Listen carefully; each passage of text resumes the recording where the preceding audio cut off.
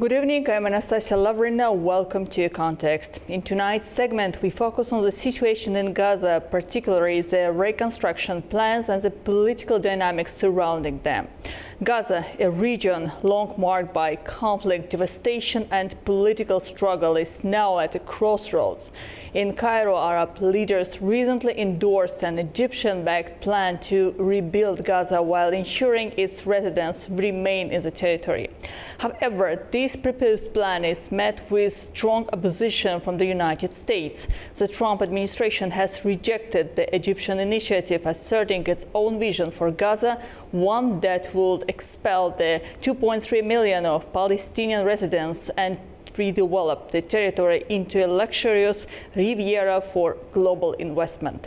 This stark contrast raises important questions. Can a reconstruction plan succeed without consensus from all sides? Or will compelling reasons for Gaza deepen the region's instability?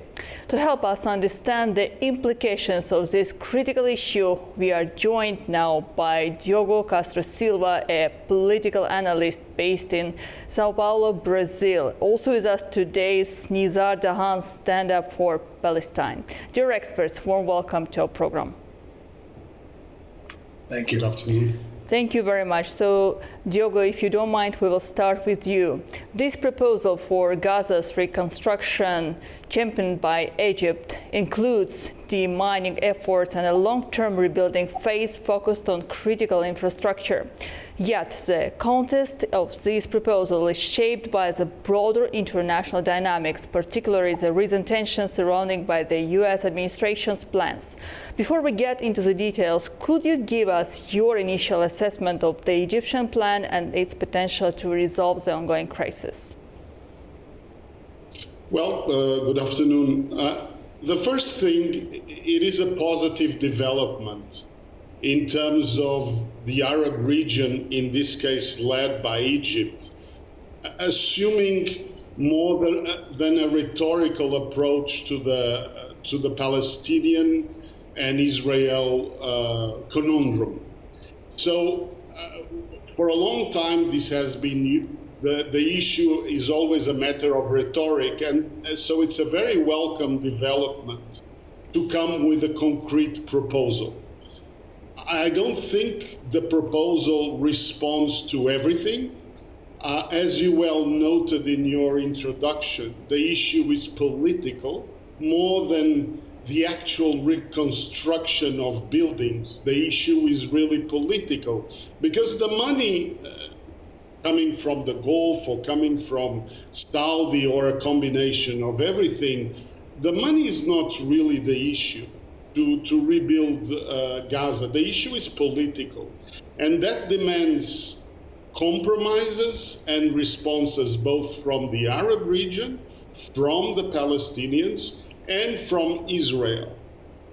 And those three actors need to address the political questions, and this is where the difficulty lies.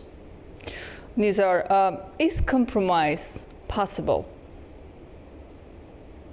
Yeah, I mean, compromise is possible. It's also necessary. However, when we're looking at the spectrum of the actors that are involved in this situation, we're leaving out one of the key players, which is the United States of America, which has consistently vetoed United Nations resolutions that have been passed against the illegal occupation and the terrorism that has been inflicted on the Palestinians by the State of Israel since 1948.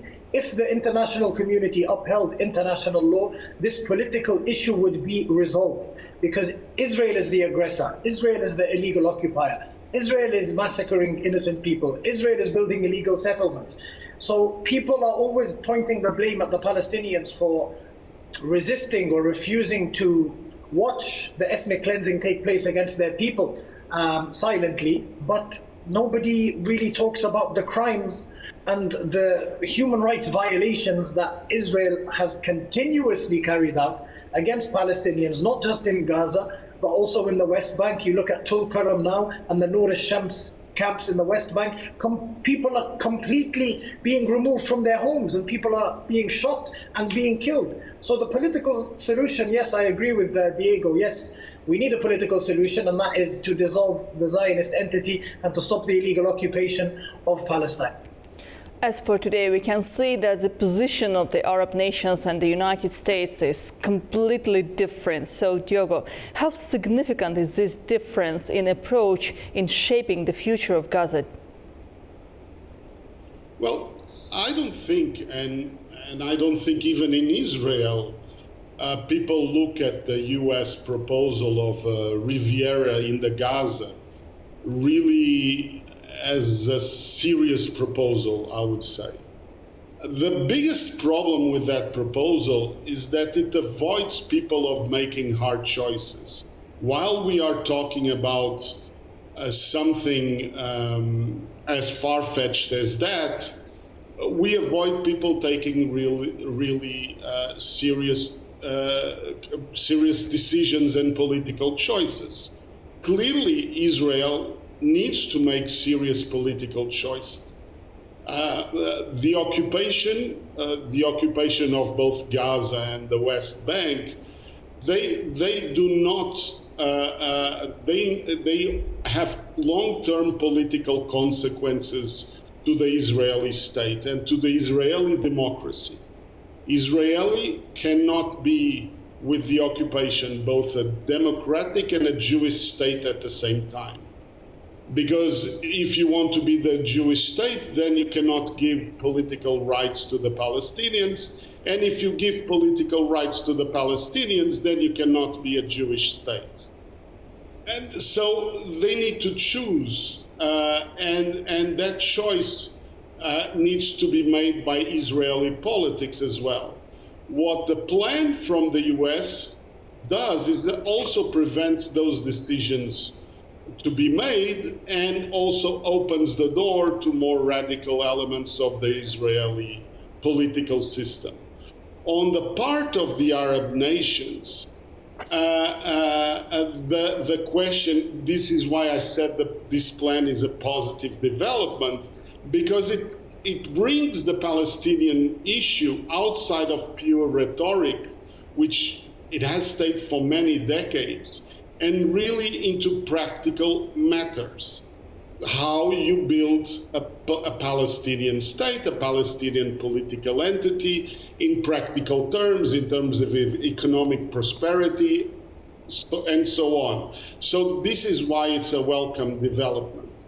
But also on the Palestinian side, there has to be a recognition of legitimate security concerns of Israel. So this is why I mean the issue needs to come from political decisions coming from Israel, from the Arab nations, and from the Palestinians. This is why it makes the conflict so hard, because politics is hard. This goes well beyond what is the matter of just security. Security is one element of politics, but it's not the only one.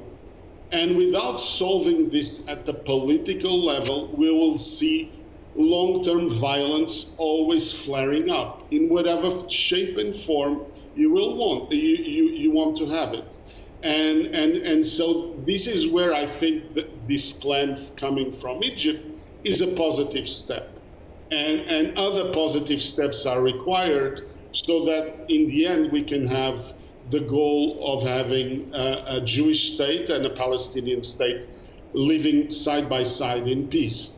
This is the only viable political outcome in the end. How do we get there? That's a little bit harder. So my next question to both of you, and Nizar, I would like you to answer first. One of the critical components of the Egyptian plan is the involvement of oil-rich Gulf states like the UAE and Saudi Arabia, which have the resources needed for Gaza's reconstruction. How likely is it that these nations will commit the necessary funding, given the political complexities involved in Gaza's reconstruction?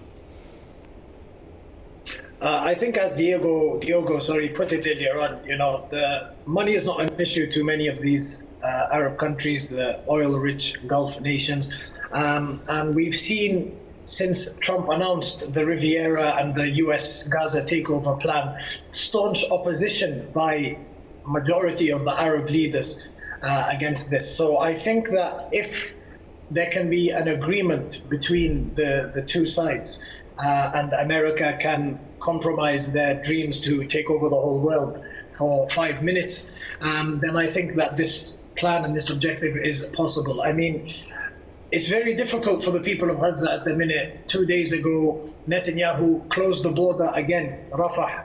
People have no access to food. Prices have doubled. The UN said that there's only 2 weeks of food left in the storages, and we don't know how long the borders are going to be closed. Now, this is a violation of human rights. This is a war crime. This is collective punishment. This is starvation of a civilian population as a tactic of war. And we've seen this used multiple times against the Palestinian people by Israel, again, with impunity.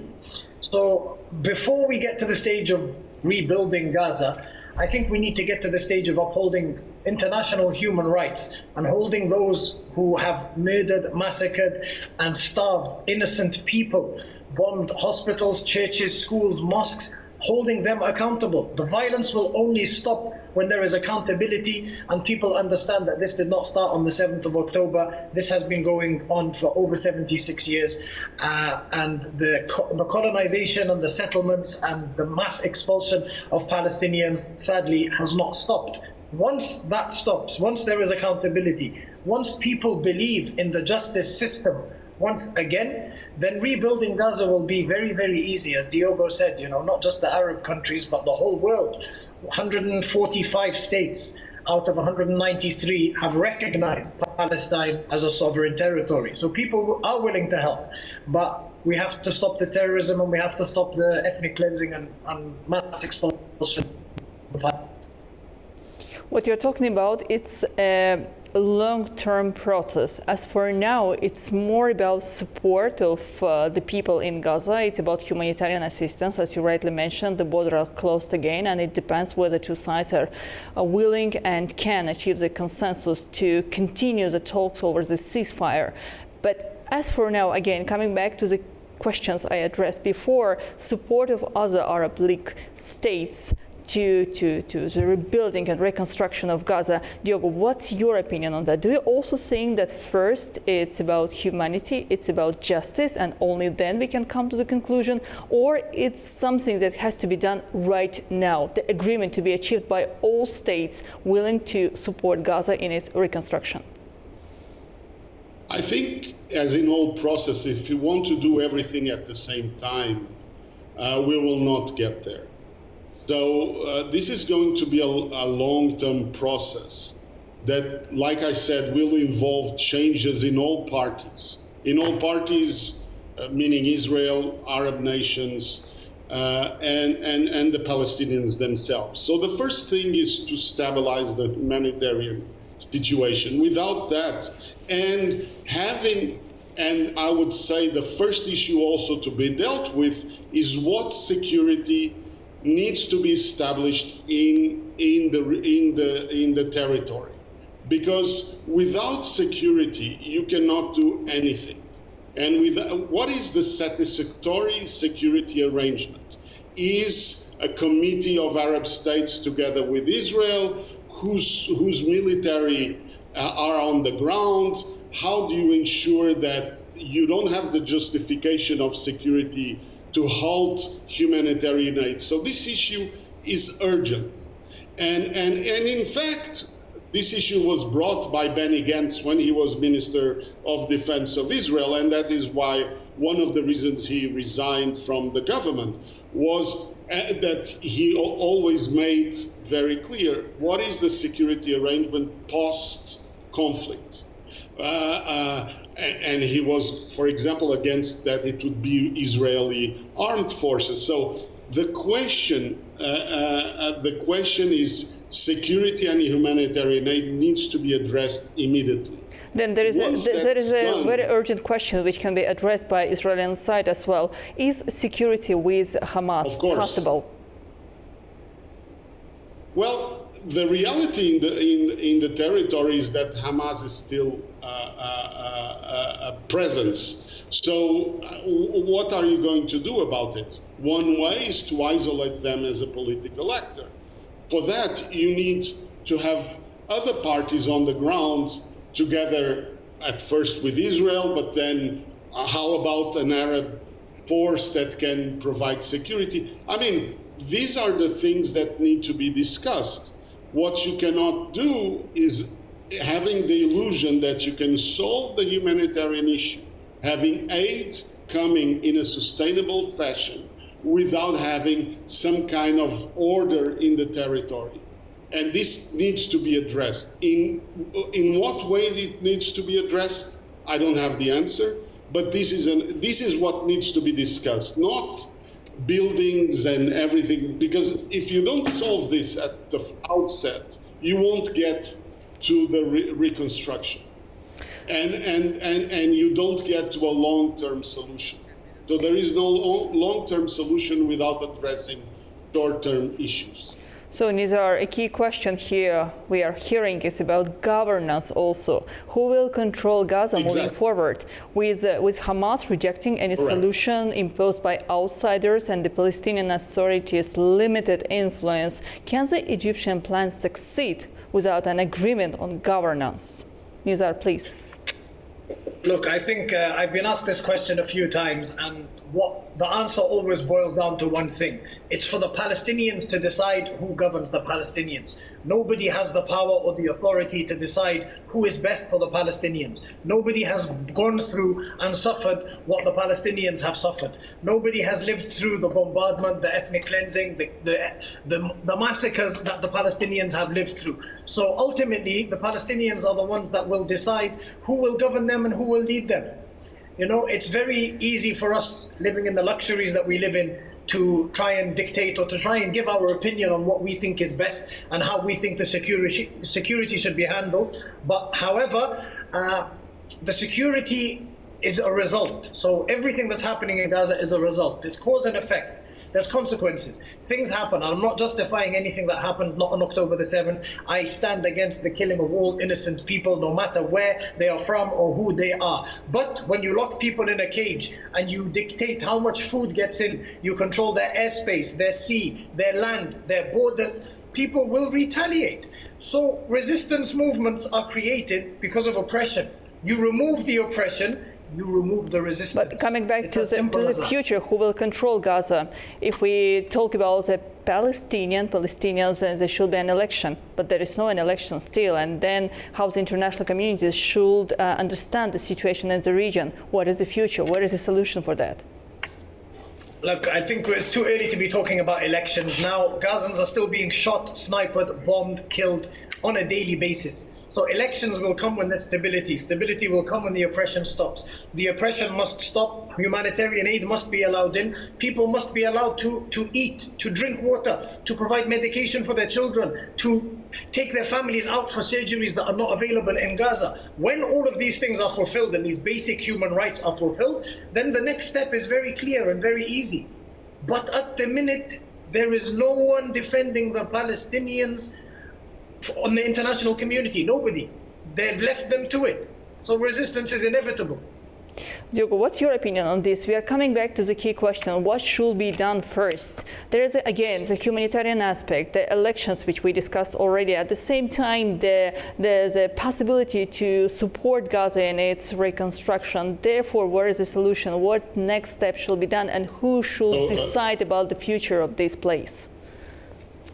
So that is why I said we need to divide between short-term and long-term. In the long term, how Palestinians are governed, of course, needs to be decided by Palestinians. But in the short term, there needs to be a structure that guarantees governance and security in a transition phase that allows the political space for political solutions to come about. In this situation as we are, we cannot have the solution for long-term problems without discussing this short-term situation. So what is the short-term situation? Is humanitarian aid, is short-term transition security in the territory, and that allows the different political actors to be able to discuss the long-term future. The long-term future needs to be a Palestinian state living side by side in a peaceful relation with the Israeli state. That is the goal. That has been the goal of the international community for a long time. So that is what we want to achieve. How we get there, that's the difficulty. So that's why we cannot build this in big steps. We cannot talk about elections. May I ask one additional question? Because all of this is long-term. One additional question to what you mentioned. Previously, you said that Israeli government probably also not interested to follow the plan proposed by Trump's administration. But as for now, administration of Donald Trump is consisting on its own initiative and even don't want to consider what was proposed by Arab League nations. Therefore, where do you think the solution of this problem lays? How the Israel or the United States should behave, or the international community should behave in this particular issue? So I'm sure if you ask responsible actors in the Israeli security apparatus, Mossad, army, nobody believes in the solution presented by the US. Because obviously it doesn't solve the ultimate issue. And furthermore, I don't think even the American public will want US army again in the Middle East with a large presence. Because if Israel has deployed, I don't know how many 100,000 military with the license to exercise violence, it has not, for example, eliminated fully the Hamas. How much military the US would have to deploy to make this plan realistic? And I'm not even addressing the moral issue of the plan, which is which we can discuss it very easily, as it is not very moral, and this is an understanding. Ethnic cleansing. So the reality. And so the realities are in fact those. So what it remains is the things need to be discussed. The situation needs to be addressed in the short term, and without that step being taken in a serious way, I don't know even if the U.S. has the state capacity at this stage of the internal politics of the U.S. to be concentrated in the issue of the Middle East. I mean, how many trips Antony Blinken did of shuttle diplomacy, I don't know, in 1 year or 2 years of the events. This needs effort. This issue cannot be solved out of a Washington office. So the things need state capacity, state focus to be resolved. The way it's not even a serious effort in terms of the U.S. position. This is not a serious effort. This is why I say you want. We can pass all the moral judgment. I agree with them, but the question is, it's not even a serious effort, because a serious effort needs people on the ground, people doing shuttle diplomacy all the time. This is Middle East diplomacy is not easy. It's a long-term effort. And it demands a big team working every day, every hour, because you are talking about different parties, different interests. So I think the U.S.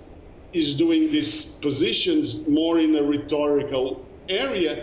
And I think that the more damage it does is because we discuss something which is not serious. We don't discuss the real issues. Well, we don't address the real situation. We don't have much time left, so Nizar, my last question to you. How strong you think a team in the Middle East is capable enough to proceed with the proposed plan to make sure it's implemented? Again, you know, I'm going to reiterate what I've said and what many academics and Palestinians and even Israeli scholars and academics have been saying for a long time. The only solution is an end to the occupation.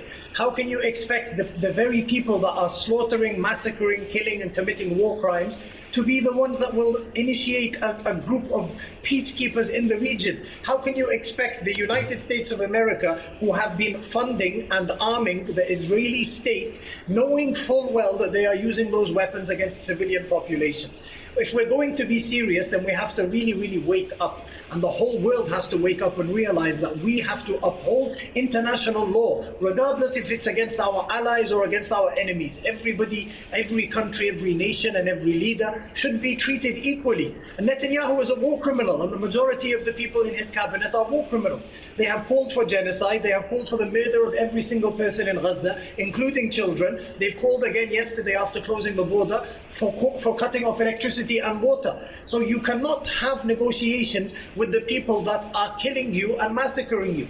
So long as Israel continues to treat the Palestinians like this, guaranteed there will be no peace. And if there is peace, that means that the world has failed, because it's not peace when if the Palestinians die or they get eradicated or they get moved out. That's not peace, that's subjugation. Palestinians deserve to be treated like human beings. Dear experts, thank you so much for being with us today. Unfortunately, we are running out of time. Thank you so much.